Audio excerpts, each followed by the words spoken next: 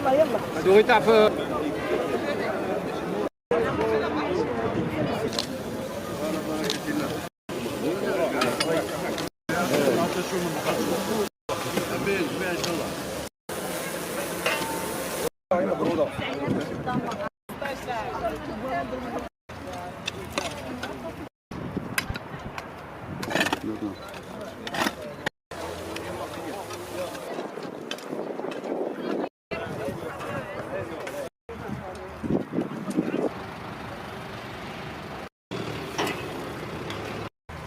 نايف.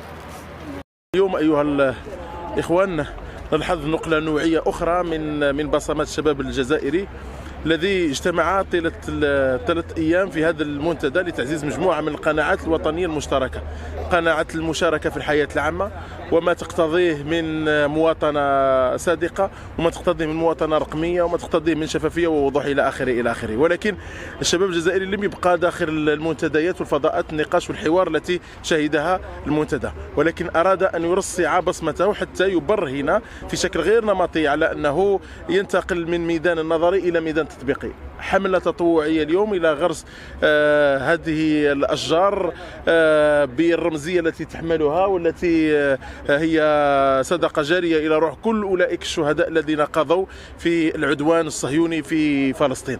اليوم شباب الجزائر من كل الجزائر غرسوا بعدد الشهداء الذين قضوا إلى غاية يوم الخميس بحول الله تعالى اللي هم 14523 شهيد، غرسوا أشجار بهذا العدد إلى روح أولئك الشهداء، وهي دلالة أخرى على إدراك الشاب الجزائري للبيئة الاستراتيجية الذي يعيش فيها وانتماء لا محدود للقضية الفلسطينية ولا مشروط للقضية الفلسطينية.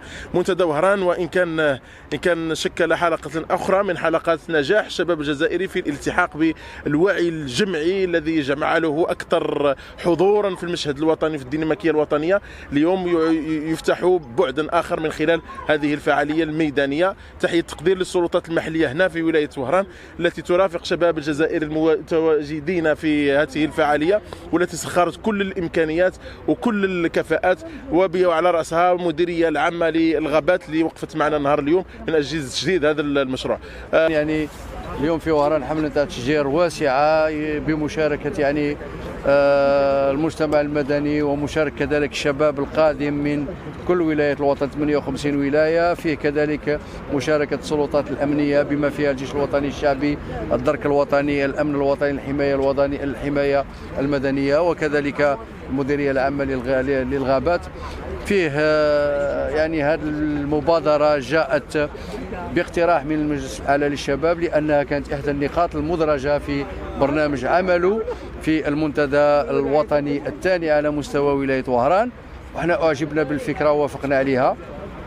اليوم السبت يعني نقوم بزراعة 14523 شجرة، وهذا العدد هذا لم يأتي هكذا، بل هو يعني بعدد الشهداء الذين سقطوا بنيران الاحتلال في غزة العزيزة.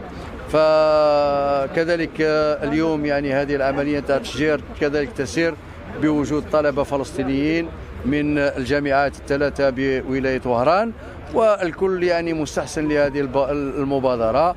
فنحن على مستوى ولاية وهران أولا قبل كل شيء يعني نتقدم بالشكر إلى المجلس الأعلى للشباب وإلى الجمعيات والسلطات الأمنية على رأسهم الجيش الوطني الشعبي، الأسرة الإعلامية كذلك على هذا المجهود هذا اللي راهم يقوموا به. يعني 14523 شجرة يتم زراعتها، يعني عشرات الهكتارات في هذه يعني المنطقة اللي رانا فيها على مستوى سيد البشير، 9 هكتارات سيتم تشجيرها، ونظن باللي باش ستسمح لنا هذه الفرصة بإعادة الاعتبار إلى غاباتنا، سواء اللي يعني تعرضت إلى عملية الحرق خلال السنوات الماضية أو تلك التي كذلك عرفت يعني بعض المشاكل بالنسبة للجفاف اللي تعرفوا كذلك المنطقة الغربية.